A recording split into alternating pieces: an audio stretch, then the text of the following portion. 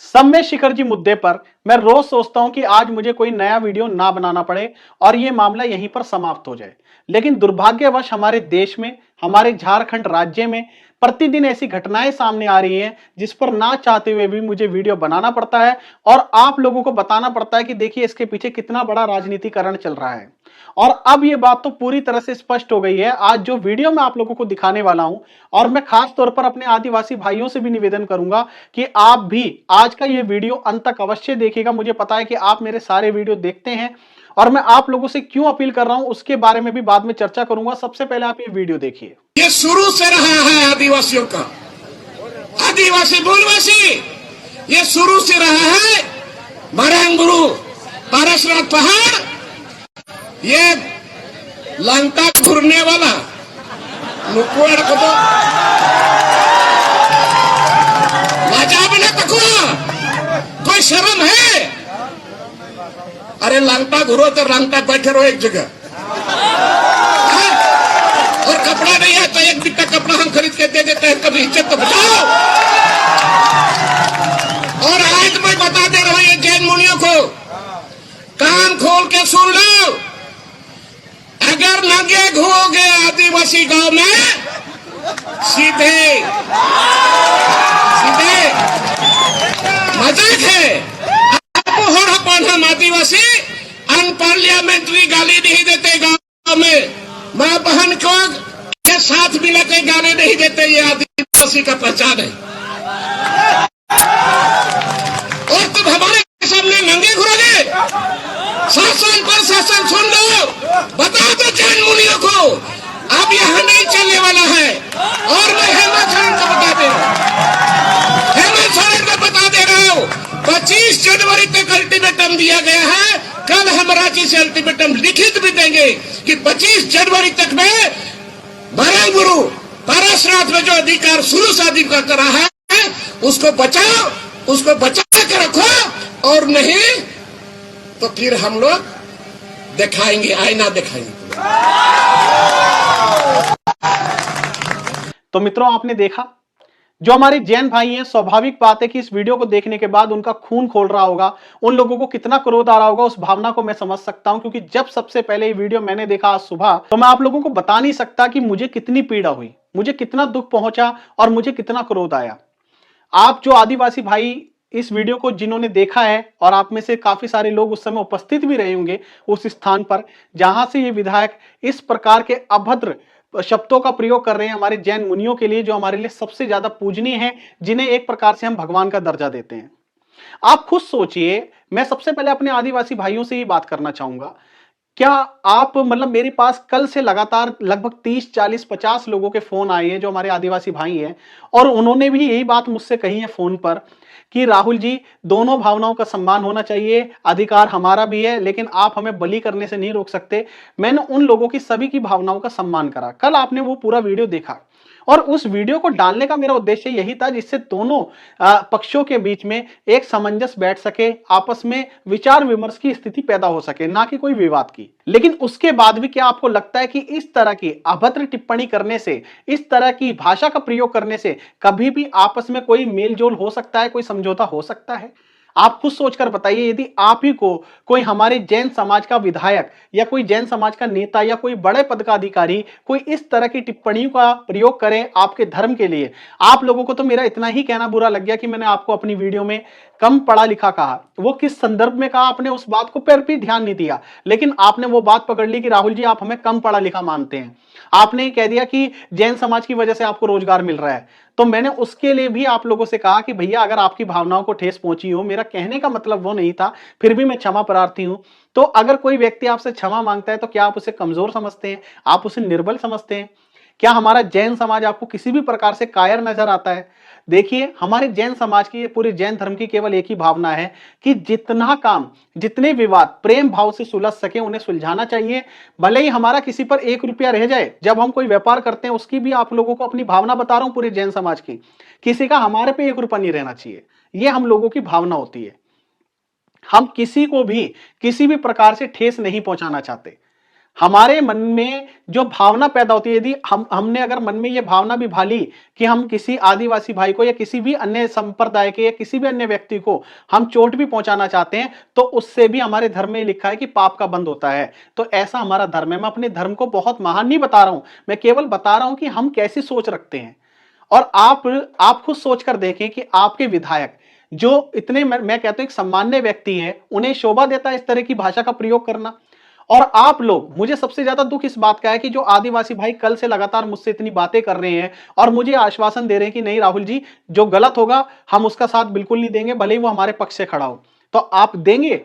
आपके अंदर है इतना साहस कि आप अपने विधायक जी को गलत कह सकें, आप अपने उन नेताओं को गलत कह सकें, आप अपने उन अधिकारियों को गलत कह सकें जो इस तरह की टिप्पणियों का प्रयोग कर रहे हैं जैन समाज के लिए, जैन धर्म के लिए, जैन मुनियों के लिए? अगर आप में साहस है तो मैं आप लोगों के सामने नतमस्तक हूं। मैं मान जाऊंगा कि हमारे आदिवासी भाइयों का भी बहुत बड़ा दिल है। लेकिन अगर आप अभी भी चुप बैठे रहे, अगर आप लोग अभी भी गलत पक्ष का साथ देते रहे, तो आप यकीन जानिए आप कभी भी अपने आप को क्षमा नहीं कर पाएंगे। आज सबसे बड़ी लड़ाई जिस बात का कोई मुद्दा नहीं है, संबित शिखर जी पर जैन समाज ने इतना बड़ा आंदोलन किया और कहीं भी उसने आदिवासी भाइयों के लिए कोई भी आप आंदोलन का मुझे एक वीडियो उठाकर दिखा दे जिसमें किसी भी व्यक्ति ने आदिवासियों के लिए एक भी शब्द गलत प्रयोग किया हो। कहीं भी पब्लिक मीटिंग में, कहीं भी हजारों की, लाखों की, सैकड़ों की संख्या में भी अगर कहीं भी जैन समाज इकट्ठा हुआ है तो उसने सरकार के विरोध में जरूर दो बातें कही होंगी, चाहे वो झारखंड सरकार हो, चाहे उसके अंदर अपनी केंद्र सरकार हो। लेकिन आप लोगों के बारे में कभी भी ऐसी कोई बात नहीं कही गई और हमेशा यह कहा गया कि आदिवासी भाई तो अपने हैं और उन्होंने हमेशा हमें सहयोग दिया है। आप कोई भी हमारी रैली उठाकर दिखा दें।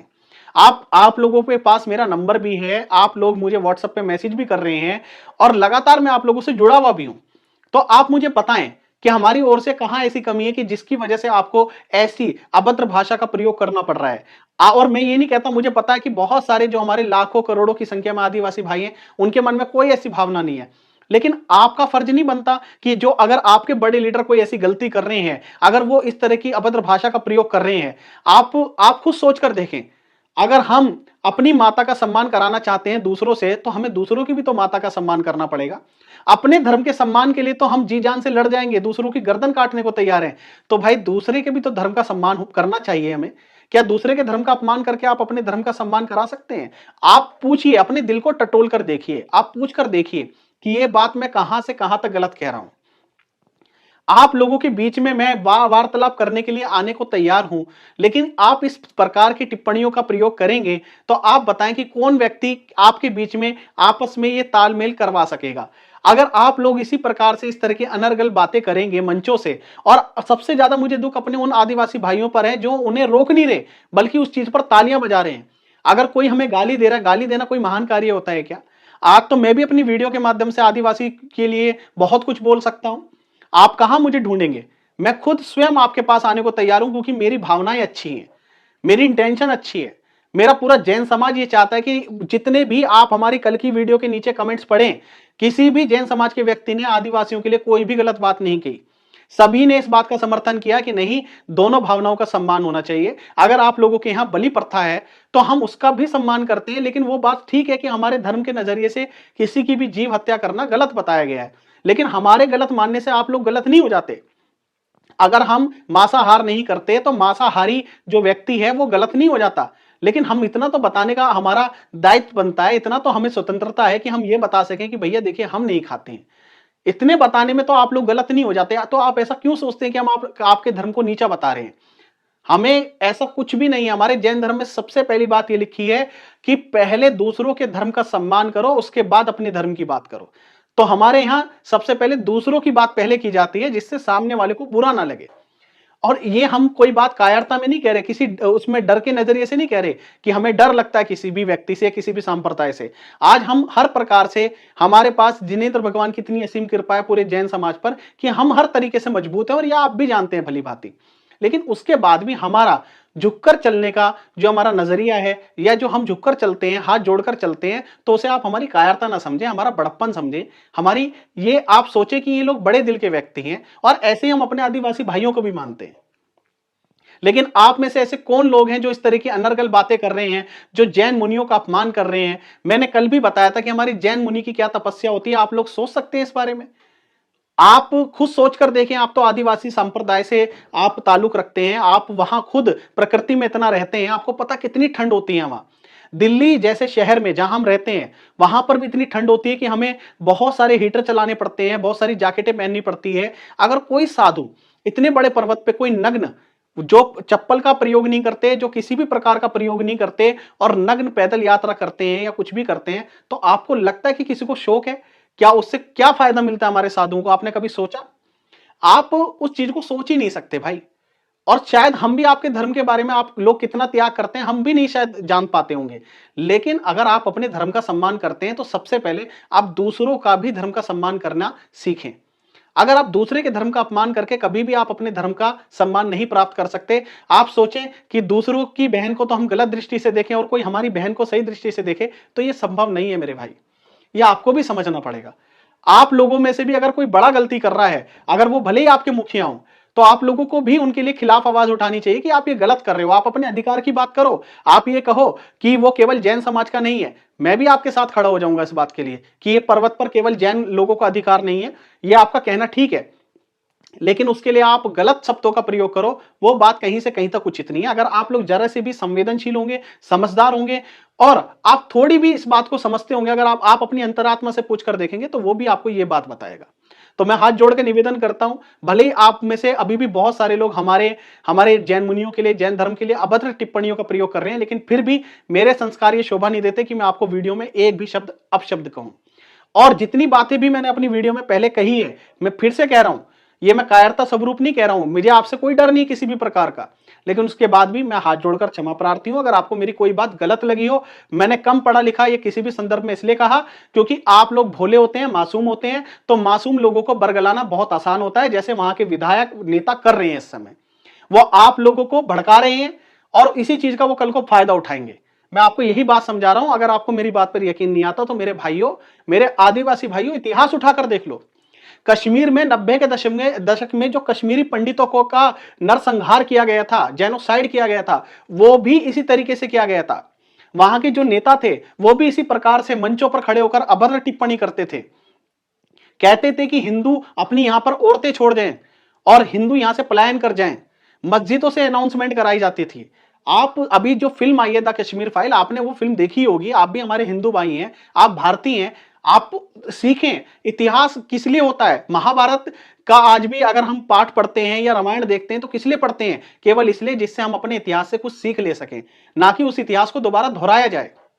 तो आप इस बात को समझें कि जैन समाज के लिए, जैन धर्म के लिए क्या स्थिति पैदा हो रही है इस समय वहां पर। क्या ऐसे माहौल में, ऐसे डर के माहौल में कोई व्यक्ति वहां पर दर्शन करने आना चाहेगा? अगर आप लोग एक तरफ रोजगार की बात करते हैं, वहां के दुकानदार भाई परेशान हैं, या आपने कभी सोचा है जो 20-30 हजार लोग जो डोली लेकर जाते हैं वहां पर, उनका रोजगार चल रहा है। अगर मैं ये नहीं कहता कि जैन समाज की वजह से चल रहा है, वो नियमित है वहां पर, उनके बिना सहयोग के वो लोग दर्शन नहीं कर सकते और उनका भी कहीं ना कहीं खर्चा पानी तो चल ही रहा है ना। तो आप लोग चाहोगे कि आपके भाइयों के पेट पर लात लगे? अगर आप जिस तरह से माहौल पैदा कर रहे हो उससे लोगों के, जैन समाज के मन में डर बैठ गया या उन्हें ये लगा कि यहां पर जाना ठीक नहीं, क्योंकि हमारा लड़ाई का स्वभाव तो है नहीं। अगर आप लोग हमारे लिए गलत शब्दों का प्रयोग करेंगे और उससे माहौल बिगड़ेगा तो उसमें आपको क्या लगता है केवल हमारा नुकसान है? भाई दोनों पक्षों को समझना चाहिए और कम से कम आप हमारा ना सोचें तो उन 20-30 हजार लोगों का तो सोचें यार, कि वो 20-30 हजार लोग तो आपके खुद के हैं जो वहां पर डोली करते हैं या जो जिनका व्यापार चल रहा है कहीं ना कहीं दर्शनार्थियों की वजह से। तो कम से कम आप अपने लिए भला सोच लें और किसी भी नेता की बात में और किसी भी व्यक्ति की बात में ना आए। आप अपने दिमाग से, अपने दिल से, अपनी संवेदनशीलता से फैसला लें कि क्या सही और क्या गलत।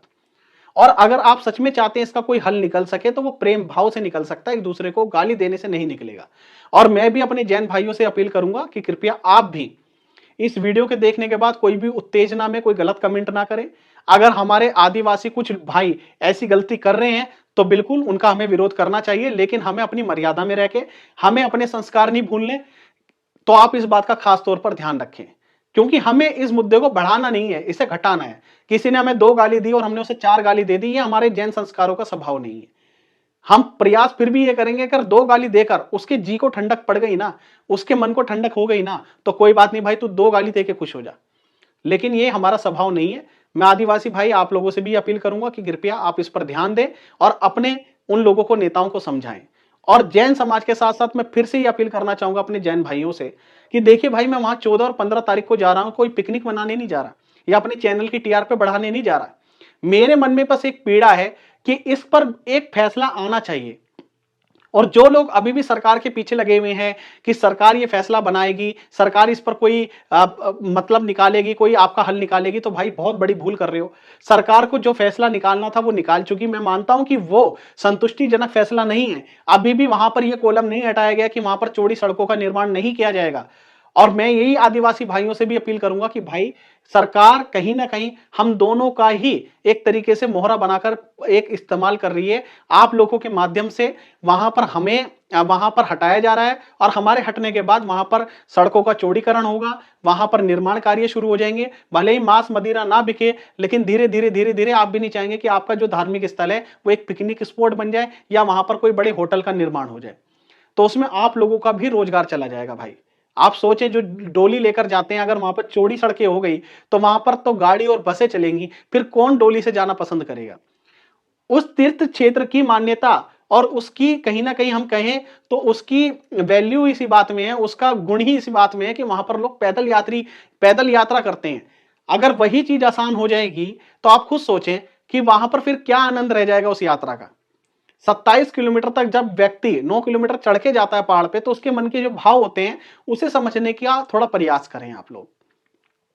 और मेरे जैन भाइयों, आप लोग भी सोचें कि घर पर बैठकर आपका फैसला निकलेगा, या आप मुझे तो बहुत अच्छे अच्छे कमेंट्स कर रहे हैं कि राहुल जी बहुत अच्छा कार्य कर रहे हो, सराहनीय कार्य कर रहे हो, तो केवल ये बोलने से हमारे जैन धर्म को जीत नहीं मिलेगी, हमारे जैन धर्म का अधिकार हमें वापस नहीं मिलेगा। उसके लिए आपको भी कंधे से कंधा मिलाकर खड़ा होना पड़ेगा।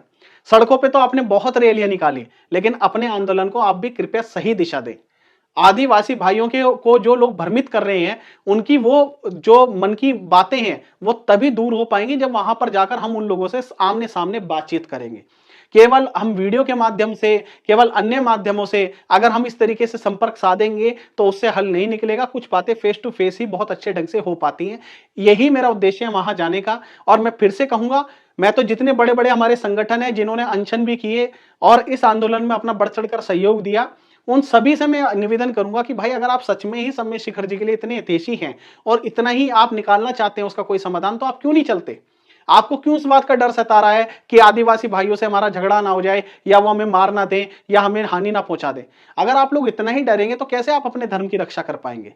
जब आपको पता है कि हमारी मंशा साफ है, हमें किसी को भड़काने नहीं जाना, बातचीत करने जाना है, तो आप क्यों नहीं चलते।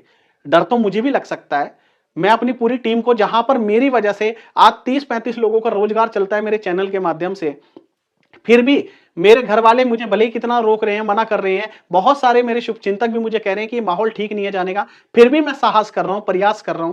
तो आप लोग भी नहीं इस चीज के लिए थोड़ी हिम्मत दिखा सकते।